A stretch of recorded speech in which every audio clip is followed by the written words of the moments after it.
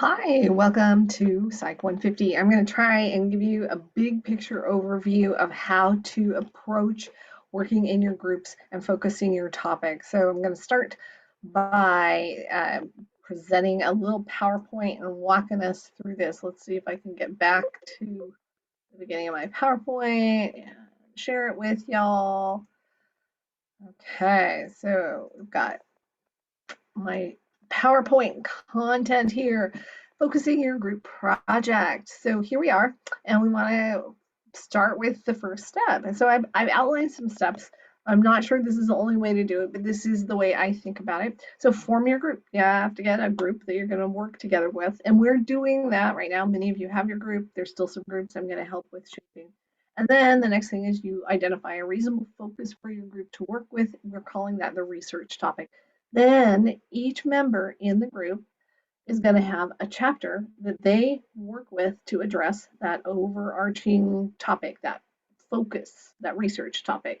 So if there's 3 people in your group, there's 3 different chapters helping you understand that topic. If there's 4 people, there's 4 different chapters.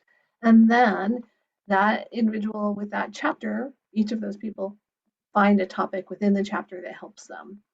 Then you're going to go to the library website and you're going to search for peer-reviewed journal articles, or you're going to ask the research librarian to help you with that help you understand your research topic from the perspective of your chapter concept.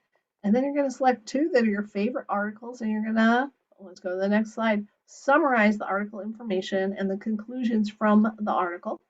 Then you're going to bring that summarized information together with your group and learn what they have from their articles. And then you're going to figure out how to weave all of those bits and bobs of information from those 6 articles, if there's 3 people, or 8 articles, together to help understand your topic.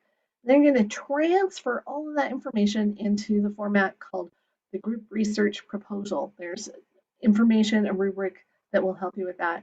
Then you make sure you pay attention to all the APA formatting that's required in that, because that's part of putting together a good proposal.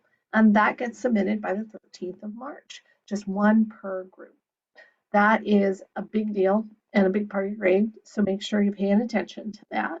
Then the next things that you're going to do are you're going to wait for the feedback from me. I'm going to give you feedback, you're going to get your grade, you're going to get some recommendations on how to focus, or you're going to get, this looks really good. That's what we're hoping for, right?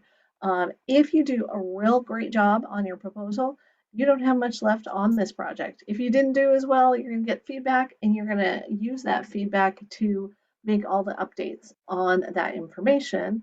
And then all that information gets transferred, we're at point 14 here, to the portfolio template that is provided through Canvas. And then you have to add some images that are defined in the rubric and make sure there's in-text citations on each of the points in your template. And then that gets submitted by the 24th of April. And then each of those portfolios will be used in our final exam component. So let me keep going with you, and I'll give you an example. So I've got a pretend group, and my research topic is factors affecting communication in work settings.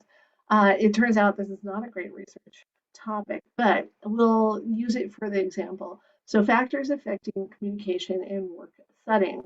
So the chapters we decided to use, first one of the team members, one of the group members wants to talk about some stuff from chapter 14, and the person that wants to do this really focused in on the regulation stress and how stress regulation or not having good stress regulation is going to impact communication at work. So there's that. And then another group member worked on it from this chapter 13. And the one they want to look at is how the social dimensions of work in this idea of organizational psychology, how that affects communication. And so they're going to pull something from that component in the chapter.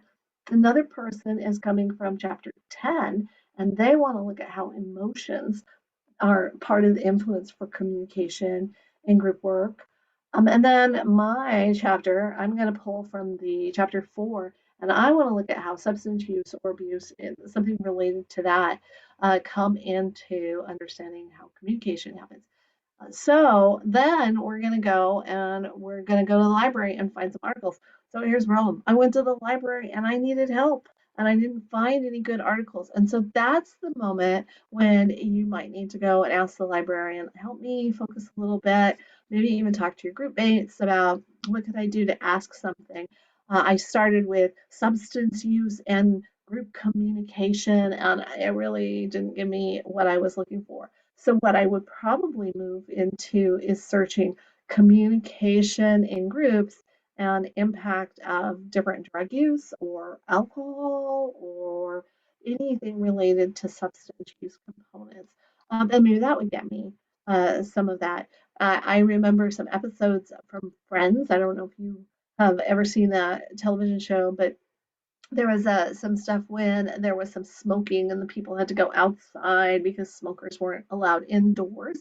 And maybe that's something I would look at is how segregation of individuals who use smoking products impacts work communication. I could go with any of that. And then I'm going to gather two articles that I liked, summarize what I pulled from that, make sure I get the citations on those articles in APA format, and come back together with my group and we're going to synthesize it and put together a proposal. So that's what we're working on. Hopefully, that gives you a better idea of how to focus.